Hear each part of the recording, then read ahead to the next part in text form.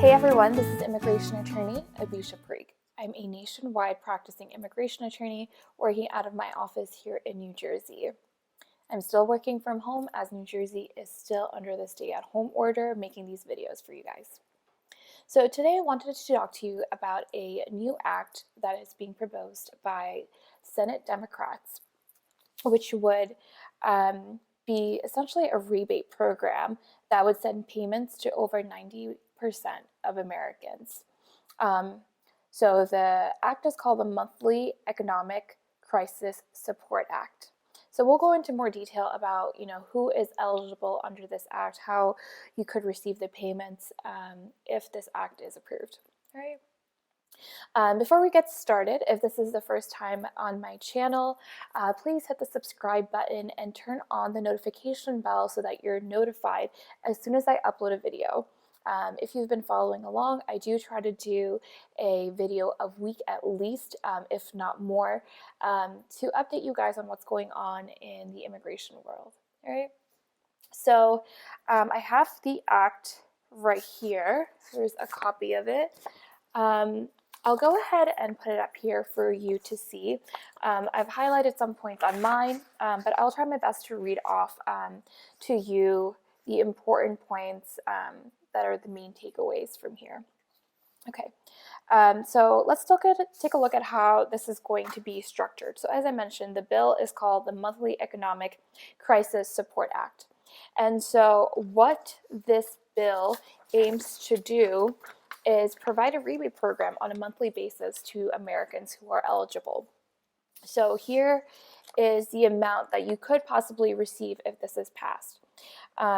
In general, on each applicable date, an eligible individual shall receive $2,000 per individual, $4,000 in the case of eligible individuals filing a joint tax return.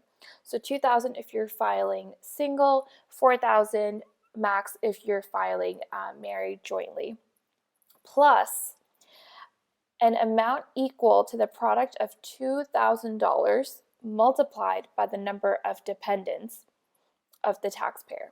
So, for example, if it's a husband and wife and they have two dependents, you would be eligible to receive $4,000 plus $2,000 per child that's on your tax return as a dependent.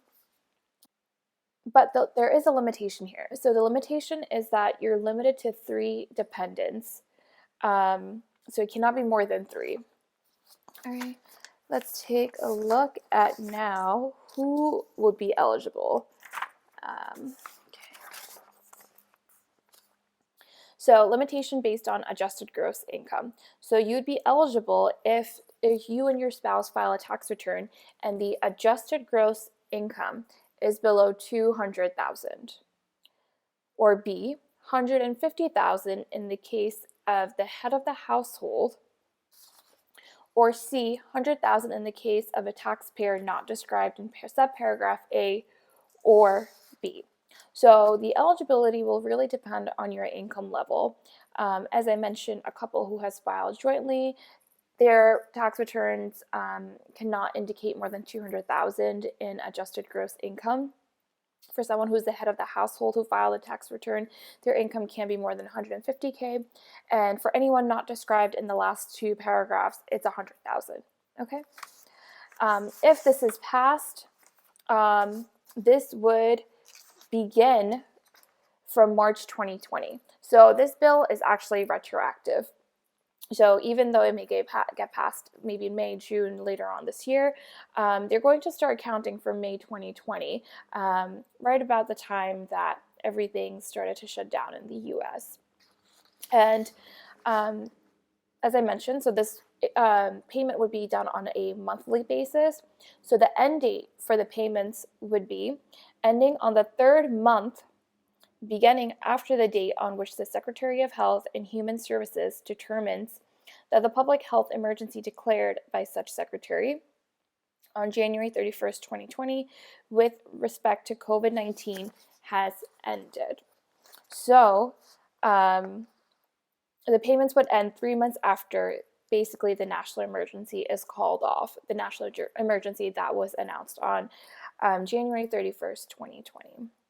So now let's dive a little bit more deeply into what your status in the U.S. has to be for you to be eligible. We've covered, your income requirements.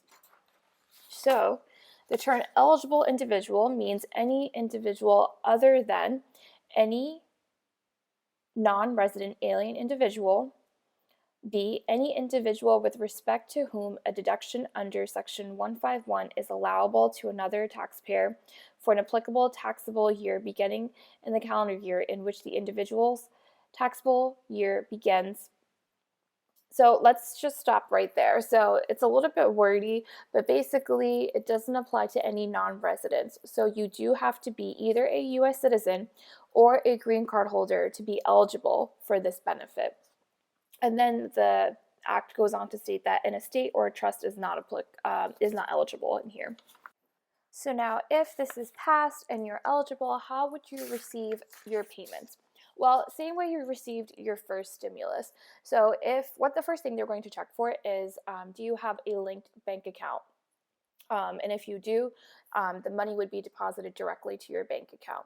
If you do not have a bank account, then what they are planning to do is create a stored value card, or they'll create an online payment system that'll be available to you where you can access the funding. Okay. The last part of this act states that it forbids debt collectors from seizing their rebate payments, and so it also ensures homeless and foster youth receive payments as well. Okay. So in summary, this is the act that was introduced by a number of senators on Capitol Hill. We'll have to wait and see if it moves forward in the Senate. I don't know if you know, but there's also another proposal that is proposed to the House of Representatives. So it's going to be interesting to see how both of these bills come together and really create a viable option to provide a stimulus package that will get more money into the hands of Americans. All right. I really hope that you found this video helpful. If you did, please go ahead and give me a thumbs up below. If you have any questions, leave them in the comment and I'll try my best to get back to you.